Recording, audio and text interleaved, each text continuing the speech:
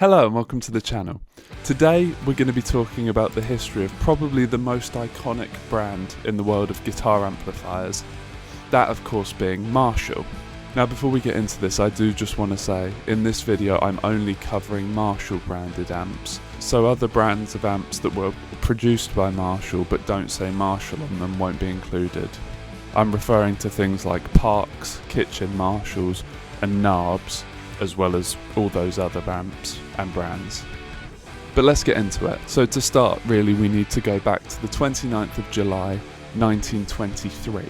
This was when Jim Marshall, Marshall's founder, and obviously where the name comes from, was born. He was born in London and he would go on to be a drummer, not a guitarist. He would eventually begin teaching the drums, and this was what allowed him to save up enough money to go into business, which he did in 1960, opening a music store in Hanwell in London. This store would begin by selling drums and eventually bridge out into selling guitars.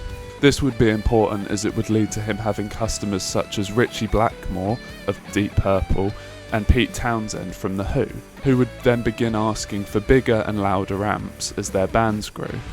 It would be this that would lead Jim to start Marshall Amplification in 1962. Using a Fender Bassman as the starting point for design, Marshall went through several iterations before eventually creating and releasing the JTM 45. JTM standing for Jim and Terry Marshall, Terry being Jim's son, and with 45 referring to the RMS wattage of the amp, which was unusual for its time as most manufacturers at this point were branding their amps with the peak power, not the root mean square. There would be a number of JTM models with 1961 and 62 model number combos, which were released in 1964 and 65. Yes, confusing I know, but it doesn't get much better I'm afraid. Being referred to as blues breakers, getting their name from their use by Eric Clapton as part of John Mayall's band, the Blues Breakers. Following the request for even more volume, Marshall would then release the 1959 model. These can also be known as the Mark II, the JTM 4500 or the Super Lead, and these started coming out around 1965. You might have also heard of these referred to as plexis. This is in reference to the plexiglass panel that was behind the control knobs on the front of the amp. These amps would go on to be used by some huge names, including Eric Clapton, as I mentioned earlier, as well as Jimi Hendrix and Jimmy Page from Led Zeppelin. The plexi sound would go on to play a huge part of the sound of British invasion throughout the late 60s and early 70s. Marshall would release the Major, model number 1967, also known as the Marshall 200, in 1967. That one lines up quite nicely. This was a 200 watt bass amp, but was also available as a PA. It would also be around this time in either late 66 or early 67 that Marshall would make their first entry into the world of pedals with the Super Fuzz. Marshall's popularity would then only continue to grow throughout the late 60s and the 70s, and in 1981 a new amp would emerge, that being the JCM 800. This amp came out at a lower price point, making Marshalls more accessible to players, as well as including more modern features such as a master volume.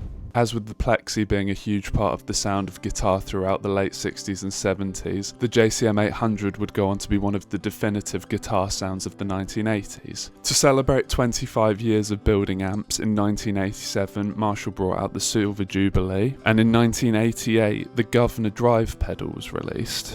In 1990 the JCM 800 would see an upgrade to the JCM 900, and in 1991 a new range of Marshall amps would emerge, using hybrid power. These amps were branded as valve state amps and used a tube preamp with a solid state power section. In 1992, Marshall, to celebrate their 30th anniversary, released the 30th anniversary model, as well as a trio of pretty iconic pedals now, the main one being the Blues Breaker, but also the Drive Master and the Shred Master. These pedals have then since been reissued along with the Governor. 1994 saw Marshall branch out into the world of acoustic amplification with the AS80R, which was part of the Acoustic Soloist line. These would then be updated in the 2000s with the AS50D and the AS100D. In the late 1990s, we also saw the release of the JCM 600, which was a 60-watt version of the JCM, and then in the year 2000, the JCM 900 was upgraded to the JCM 2000. These were also known as dual and triple super leads, or DSLs and TSLs. The DSL has then since been brought back, and you can still buy one today, albeit without the JCM 2000 name on them. In 2007, the JCM 2000 would then be replaced with the more modern sounding JVM series of amps. In 2018, Marshall released the Origin series of amps, aiming to give a more modern take on a vintage amp. It should also be said that since the 1980s, Marshall have released a large number of reissues of iconic amps over the years, as well as meeting more modern players' needs with the sound of classic amps, with things such as the studio range. If you've watched any of my other videos, you will have no doubt have heard my SV20H at some point. But there you go, so that's a brief history of Marshall amplification. I will no doubt have missed something at some point, so drop me a comment down below letting me know what I've missed, as well as leaving me your thoughts on Marshalls. Do you own one? What's your favourite model that they've released? But that's it for today, so as always, thank you very much for watching, and I'll see you next time.